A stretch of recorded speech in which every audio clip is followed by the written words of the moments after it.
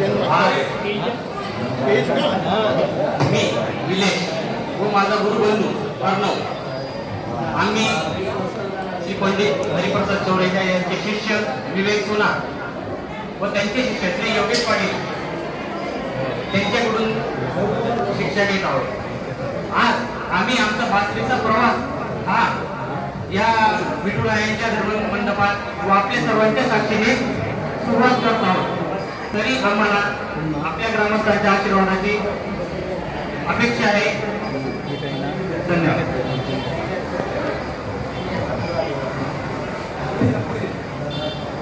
माऊली